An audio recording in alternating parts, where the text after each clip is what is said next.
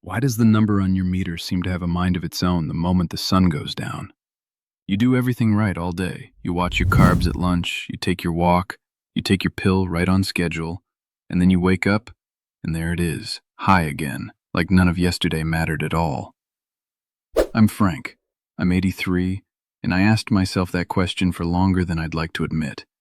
Not, why is my sugar high in general? Specifically, why does it climb overnight while I'm asleep and not eating anything at all? These days, my mornings are quiet in a way they weren't for years. I get up, I water the tomatoes before it gets hot, and I don't brace myself before I test.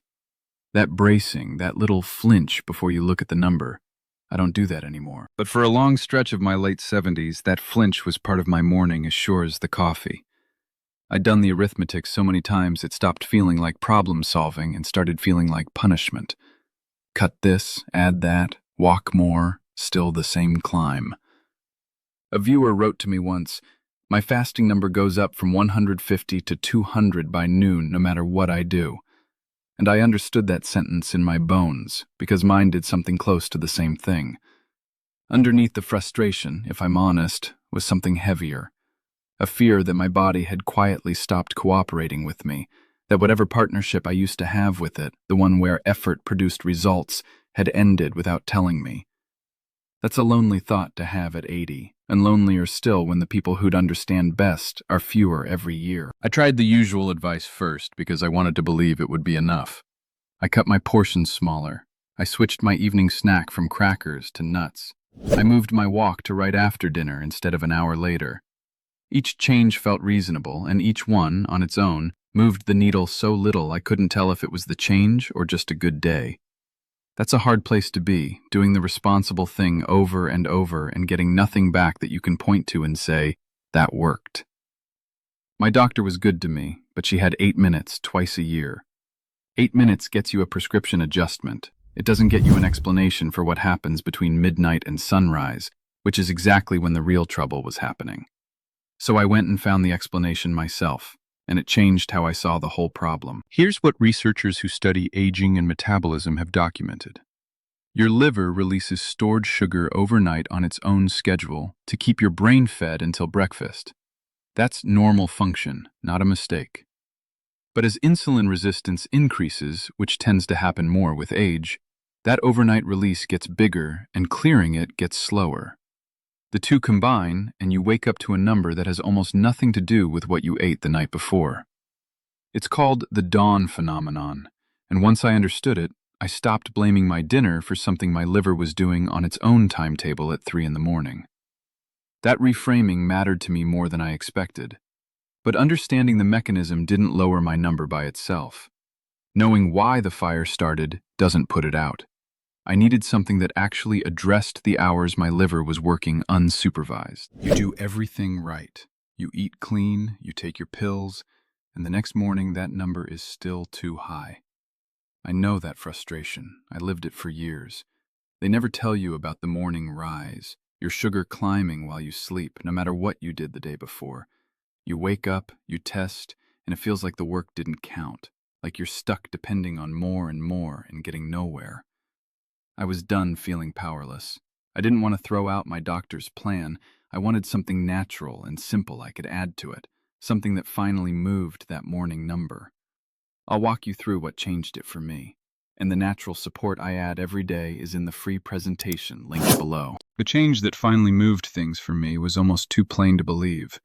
A small bowl of plain cottage cheese, about half a cup, roughly an hour before bed.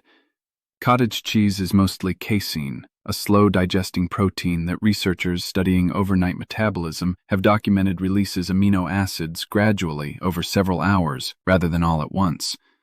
That slow, steady release keeps your body in something closer to a fed state through the stretch of night when the liver would otherwise ramp up glucose production on its own. It's not a stimulant, it's not a supplement, it's just food that digests on a schedule that happens to match the hours your liver is most active. I want to be honest about the first few nights. Nothing dramatic happened.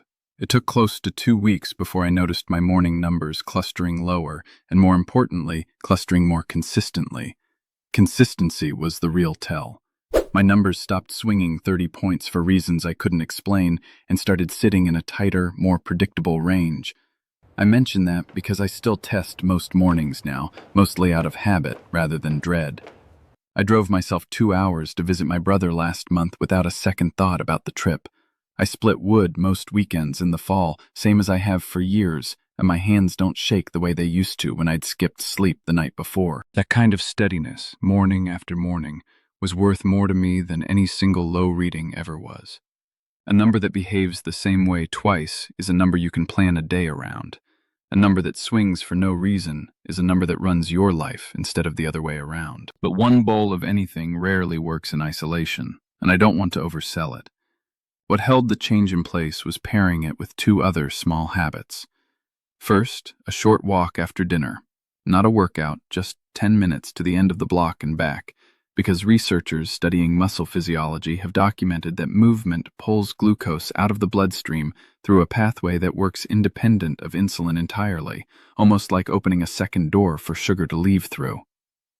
Second, keeping my bedroom a little cooler and dimmer in the hour before sleep, because research on sleep and glucose regulation has documented that poor, fragmented sleep raises cortisol, and elevated overnight cortisol pushes the liver toward releasing even more sugar. The cottage cheese addressed the hunger and the fed state signal, the walk addressed the muscle uptake, the cooler room addressed the sleep quality. Together, they stopped acting like 3 separate experiments and started acting like one system. There was a fourth piece I almost overlooked because it seemed too obvious to matter. I stopped eating my last meal right up against bedtime. I used to finish dinner around 8 and be in bed by 9:30, which gave my body almost no runway before it was supposed to shut down for the night. Researchers who study meal timing have observed that eating close to bedtime is associated with worse overnight glucose control, likely because digestion and the processes involved in falling asleep compete for the same resources at the same time. Moving my last bite to closer to 6:30 gave everything else, the cottage cheese, the walk, the cooler room, more room to actually do its job before my body tried to power down for the night. I think of Patricia, 74, a retired school teacher who wrote to me after an earlier version of this story. Diabetic for close to 15 years, doing what she called everything by the book, and still waking up frustrated most mornings. She started with just the bedtime bowl, added the walk 2 weeks later, and told me the thing that surprised her most wasn't a single dramatic drop. It was that her numbers finally started making sense again, day to day. She said it felt like getting a straight answer after years of guessing. I share her story not as proof that one bowl fixes anything, but because that feeling, numbers that finally make sense, is worth more than people expect going in. What struck me about Patricia's experience, and honestly about my own, is how little either of us changed on paper. A bowl of cottage cheese, a short walk, a cooler room, an earlier dinner. None of it looks impressive written down. But the target wasn't impressive. It was the handful of overnight hours where the whole outcome gets decided while you're too asleep to influence it directly. Small, boring changes aimed at exactly the right hours turned out to matter more than any big, dramatic overhaul I'd tried during the daytime for years. If you watched this whole thing, you're not the type who gives up. You're the type who keeps looking for a real answer. So let me be straight with you. The morning number isn't your fault, and it isn't just diabetes. It's the dawn rise, and it responds to the right daily habits. The goal was never to quit your treatment. It was to support it naturally so you finally see that number move and feel in control again. Alongside the steps I showed you, I take a simple, natural support every day to help keep my blood sugar in a healthy range. Affordable, easy, and it works with my doctor's plan, not against it. The free presentation is in the description below. Go see it for yourself. And keep your doctor in the loop. This is support, not a replacement. I keep thinking about the difference between the people my age who found some peace with this and the ones who didn't. It was never about who tried harder during the day.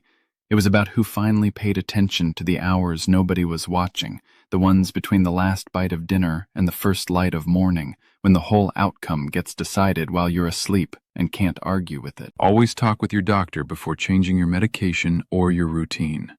This is meant to support what your doctor is already doing for you, never replace it. If your morning number has a mind of its own the way mine used to, tell me what it looks like for you in the comments. I read every one. And if you want to keep learning what actually got mine to behave, subscribe, because there's more to this than one bowl of cottage cheese.